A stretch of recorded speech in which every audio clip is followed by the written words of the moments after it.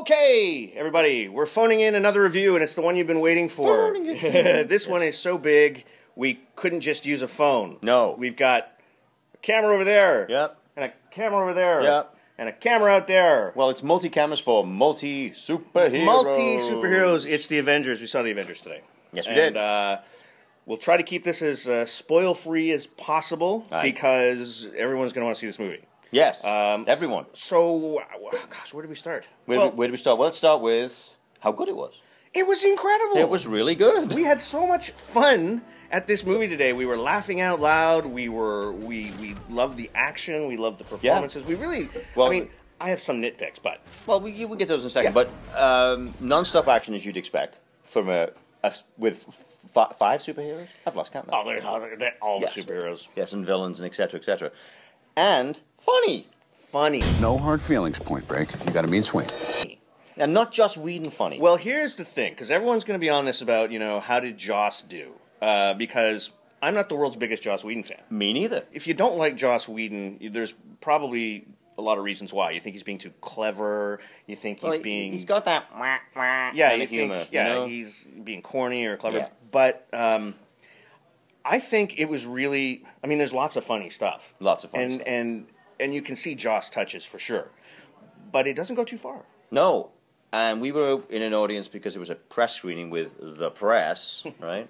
And there was laugh out loud moments where everyone laughed. And applause. Yes. And applause. Not just the geek kind of, ha ha ha, that's funny. It was like real comedy. If you're an 8-year-old kid, this is going to be the greatest I would have shit myself if I was 8 years old and had seen this film. And I wouldn't sit next to you at the movies. No, anymore. nobody would. Now, they've done it with a great deal of success in the X-Men movies, having the multiple heroes. But they're all kind of from the same place. Well, the X-Men are the school. Yeah, they're kind of like one superhero with 5 fingers or something. Yeah, but these are all fingers. different guys. And I just got to say, the performances in this, really, really good. Well, I think you mentioned this at the top. It's hard to bring 5 films that have done pretty well on their own. Mm-hmm. Maybe not the Hulk, but pretty well everybody else, right? And then bringing them all together, it could be like the Clash of the Titans action to try and get screen time or something. Well, this is the thing. How do you juggle all these people, give them their own moment in their sun, and nobody feels neglected? And Joss pulled that off. Yep. Everybody is used really, really well, and I don't think anyone gets the short end of the stick. No. If it were. Robert Downey Jr., of course, steals every second he's in. Yeah, pretty much. Every single one. Yeah. The real surprise from this movie for me, and I think for everyone, is going to be Mark Ruffalo. Yes. Because we've never seen him before. You've seen Downey Jr., you've seen Chris Evans, you've seen Scarlett Johansson, you've seen all these people, and Chris Hemsworth. But the true surprise is Ruffalo as Banner, and I got to tell you, nails it.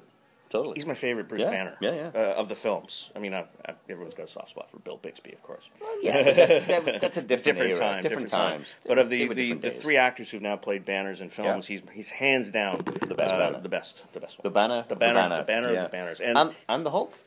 The Hulk. The Hulk actually looked good. The Hulk not only looked good, but is terrifying. Yeah, he's the Hulk. Yeah, you're really scared of the Hulk, and the way that he's brought into the piece is fabulous. I don't know, it felt like a comic to me. It felt like a comic to me, too. It felt like he actually nailed the feeling that when you read the comic. Yeah, I mean, a 2012 twist. I grew up a DC guy. I wasn't always a Marvel guy. But I mean, I'm familiar enough with the Marvel Universe to know. Sure. I think I have a couple of little quibbles. I think that the... You've always got some quibbling. I gotta have some quibbling, because as a movie... The trouble with quibbles, really. As a movie, is it the best movie you've ever seen? No, it's not. It's an incredible action, humor, superhero piece, absolutely. Sure. I felt the prologue was a little clumsy. Yes, and we haven't got to the 3D part yet, but we'll get to that in a minute. We'll get to 3D. Yeah. The prologue was a little clumsy. I thought the dialogue and how it was handled. I was a little worried during the prologue, but after that, we both had reservations about Sam Jackson too, who basically plays Sam Jackson again. Yeah, he's kind of a. If you got to be really nitpicky and point out some weak links, Sam Jackson's a little weak. Yeah. Chris Evans, I thought, was always a little tiny weak as Captain America. Yeah. But they give Scarlett Johansson a lot to do. Jeremy Renner gets a lot to do. She's believable as being Black Widow that can kick ass. I actually went, okay. Yeah. She's 2 feet tall, and they handled her very well. There's a couple of really good cameos, which I won't spoil. Nope. That are quite entertaining. Yep. It's always kind of jarring to see real live people moving and behaving like they draw pictures in comic books. You look at something and you go, "There's no way a human body could withstand that." Yeah. But you gotta, it's the Avengers. You're suspending your disbelief. Right. No, 3D. Right. Dark shite off the top. Couldn't see a fucking thing. Yeah. Again. Yeah. Yeah.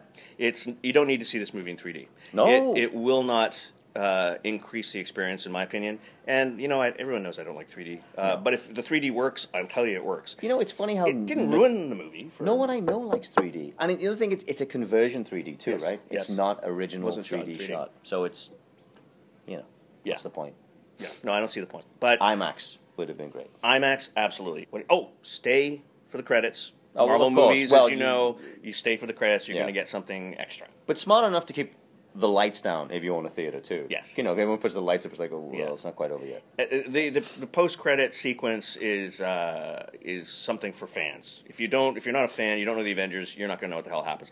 Plus, if you've never seen any of the other Marvel movies, you're kind of screwed on the Avengers. But I think you get it. They're superheroes. They kind of outline which superpower they have. Hands down, it's loads and loads of fun. We had a great time. It's going to make all the money. Go and see it. All the thumbs up for the Avengers. All the thumbs up, if I had to. Oh, I do. Like thumbs everywhere. Avengers.